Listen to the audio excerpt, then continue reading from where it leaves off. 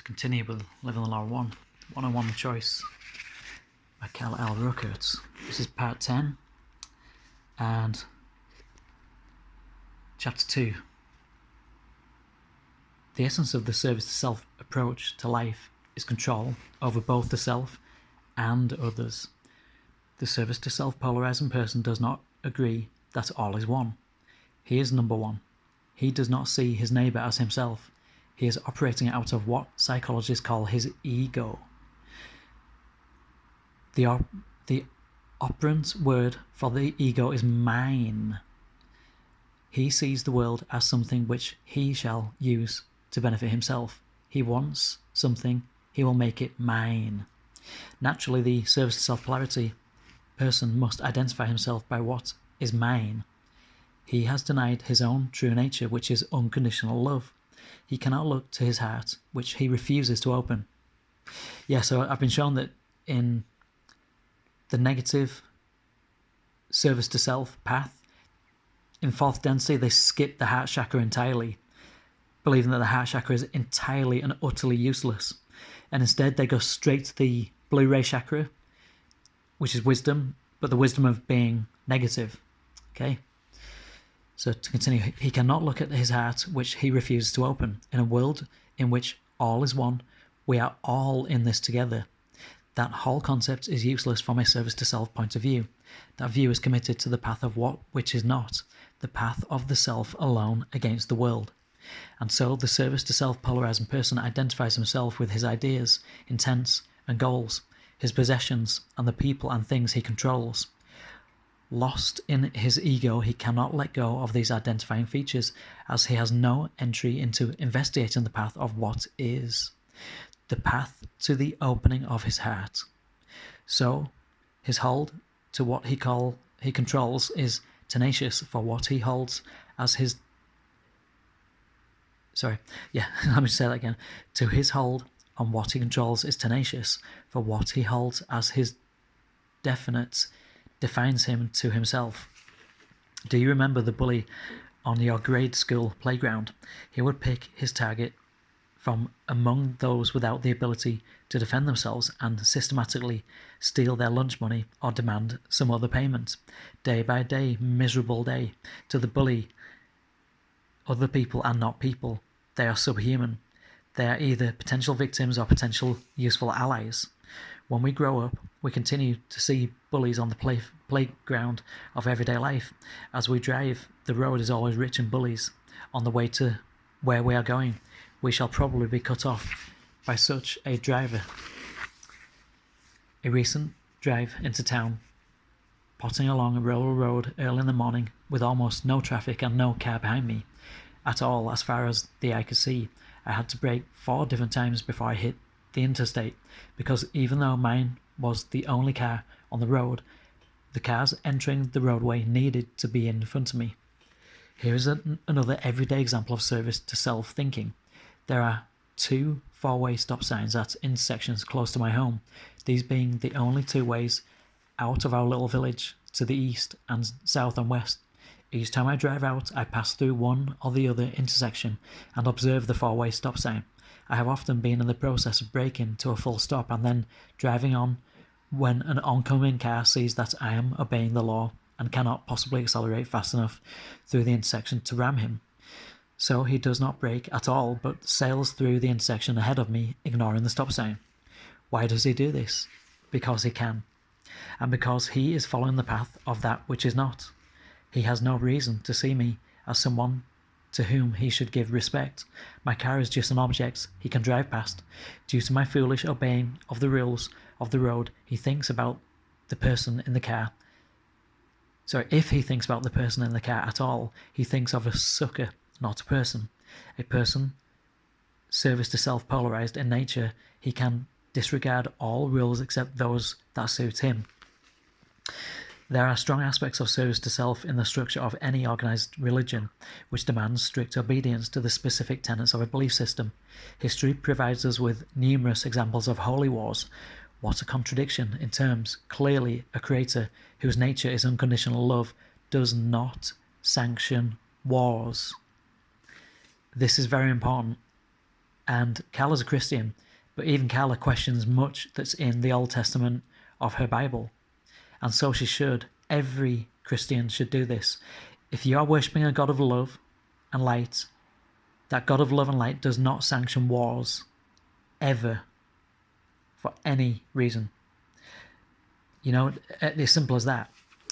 However, any people whose identity has come to be based on my dogma and my religion tend to come to the conclusion that theirs is the only way to believe, and all those who do not so believe are in need of being persuaded to join the ranks of true believers, or to be eliminated, consigned to hell after this life, and a state of not belonging during this life.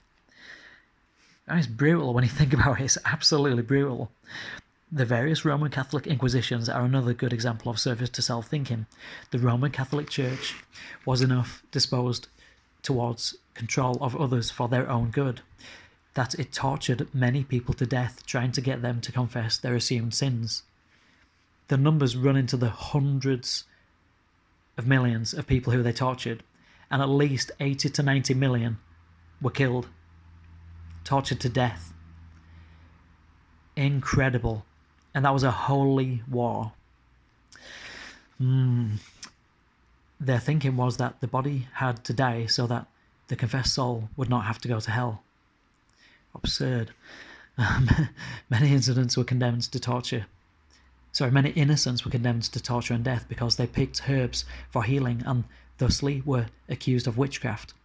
My entire family would have been put to death because we all use essential oils. My mum and my sister sell essential oils. My mum's a Christian, and she doesn't understand that it was the Christians, the Catholic Christians, who killed people like her and my sister and myself, who used these essential oils, because we were called witches and warlocks, because we used herbs to heal ourselves. Crazy, crazy. Many more died of having an inconvenient opinion.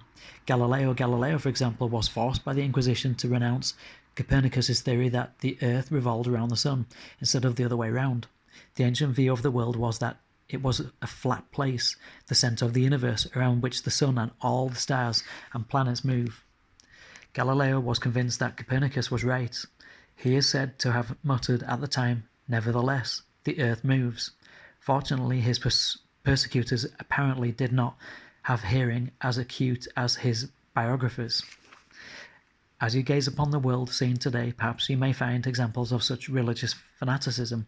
It seems that the Christian, the Muslim, and the Jewish worlds have within them factions which are yearning for Armageddon. Within each of our societies, the armed services of the country, region, state, country, county, or city in which we live have a predominantly service to self-polarity. The rules of the US Army, as an example, is hierarchical. What the privates do gives credit or blame to the sergeants. What the non-commissioned officers do gives credit or blame to the lieutenants. What the lieutenants do gives credit or blame to the captains. This goes on and on up through the ranks to the generals, who are given credit or blame for their entire army. The ranks of officers in other armed forces such as the Navy, the Air Force, and the Coast Guard, and police or sheriff's departments have different names, and the progression of ranks is different. However, the collecting of credit or blame for the work done up to the man in charge is the same. The top brass in an army, for instance, has no trouble in ordering men into battle, even if they know ahead of time that the odds are that they will be all killed. Their aims are political, economic, corporate, and ideological. The living beings in the army who carry out their policies and orders are considered pawns on the game board, or to use slang terms, cannon fodder. One fodder unit, or OFU, is supposedly the term used for an average citizen by some of our leaders. Yeah, we get called the cattle by many of them. An example of this on the news recently was when a very senior officer was televised while giving a speech in a town where a woman was being honoured who had lost her husband and two of her sons to American wars since 2003. She and her remaining family were front and centre of the audience. The official received a question from a reporter which was directed to the mother being honoured. The reporter asked him to ask the mother if she felt that her sacrifice was worthwhile. However, the officer immediately answered for her, saying he was sure she would say yes. He went on to say that if more of her sons died fighting, she would be equally proud of them, and that the battle victims would be proud and happy to die for their country. What better death could they have? I wish you could have seen the look on that mother's face. It was an expression of utter horror. However, the official's answer showed in a way which most leaders are too sophisticated to display, that when ideologically motivated people are in charge of policy, they do not even for a moment consider that the loss of a life in their battle ranks is a problem. It's simply what soldiers do. The men are not important. The policies are important. Please understand that I am not judging ideal leagues such as this official.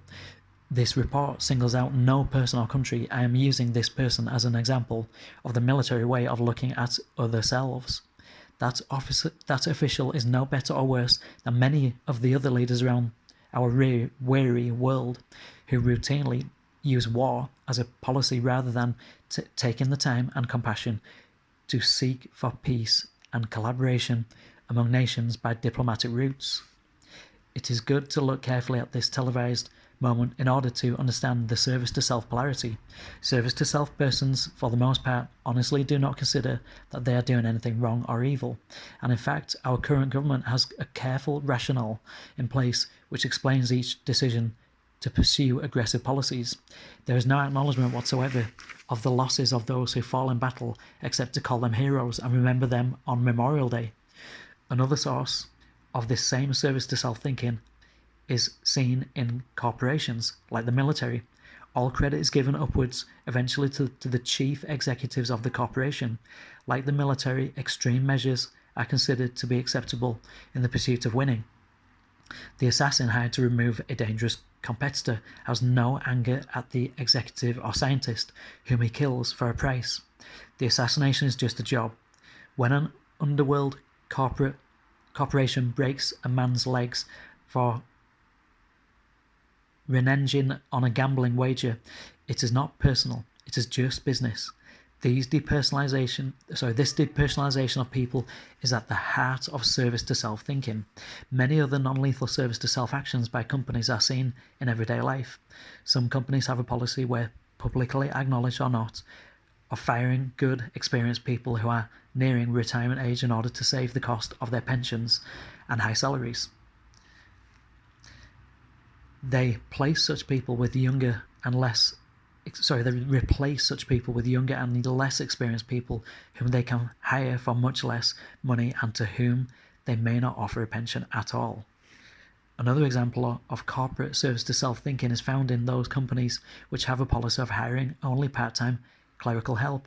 They do this so that they are not required by law to give them any benefits, thereby conserving the corporation's profits for compensation to the top corporate executives.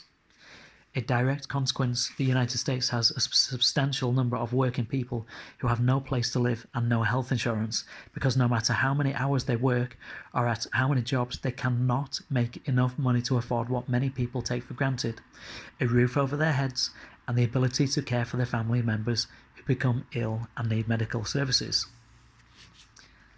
Perhaps the darkest of service to self-thinking occurs when the military, the religious, and the corporate forces of a nation combine in various ways to get what they want.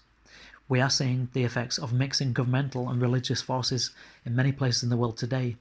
An example of this is when the preachers of large congregations tell their congregation to vote for a certain man or party. It's one thing to argue topical issues from biblical texts, and quite another to tell people how to vote, suggesting that it is a matter of faith. Indeed, our own community and country's beginnings were rooted in the people's desire to have freedom and to believe and practice their faith without any restrictions from the government. That's a good place to stop because we are running out of time. These 15 minutes just fly by. I will see you on the next part. Namaste.